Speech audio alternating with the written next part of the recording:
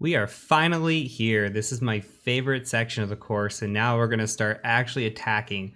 We've got our lab built out, and we're ready to roll. So this first section I'm calling the initial attack vectors. And what I mean by that is this is the way we're going to initially attempt to attack Active Directory. There are a lot of post-compromise attacks, which you're going to see a little bit later, that require having some sort of credential or some sort of lateral movement already occurring. So first, we have to find a way into the network. When we start a penetration test, especially an internal, we just have a machine. We have our machine and we drop it into the network.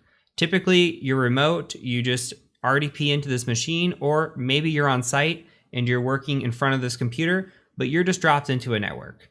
You are given no credentials, you're given nothing, okay? And what we're going to do is we're going to go through how we can abuse features of Windows. Features, again, these are not misconfigurations, just features of Windows, and utilize those to get access to user accounts, credentials, and get access to machines as well. So it's going to be a really, really fun ride. Now, when I first started getting into Active Directory pen testing, my very first pen test, I had no idea what was going on. And I was just kind of thrown into it. They said, here you go figure it out. So I was on site and I had my laptop and Google, and that's it, right? And I found this wonderful article, and I'm going to show it to you as well. And this is kind of what started me out.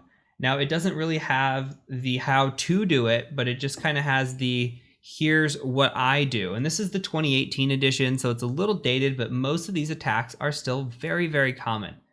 And what we're going to be covering in a lot of these we're going to be covering all these attacks, first of all. And a lot of these are those initial attack vectors. So this is the top 5 ways I got domain admin on your internal network before lunch. I'm going to post this link down below in the references. And so this Adam gentleman here, he talks about NetBIOS and LLMNR poisoning. This is going to be our first topic that we're going to cover. We come through here, relay attacks, that's going to be the second topic that we cover. And we keep going through, let's see what else he's got. MS17010, that is Eternal Blue, right? And we covered that in the mid-course capstone. This, you saw how easy it was in the mid-course capstone? This is truly that easy. It is literally just discover the host running the vulnerable SMB, right? And then you exploit it. Very, very simple, just like we did it before. You get that shell pretty easy. You would not believe, it's been almost 3 years now, how often we still see MS17010 in a network. It's all the time. Okay, and then we're going to cover Kerber roasting later on when we get into post-compromise attacks. And man in the middle 6, we're actually going to be covering as well in this first part of the initial attack vectors. These are all very, very good ones. They still hold up to date very well. Some of these are starting to be defended against, and we'll talk about that as we go.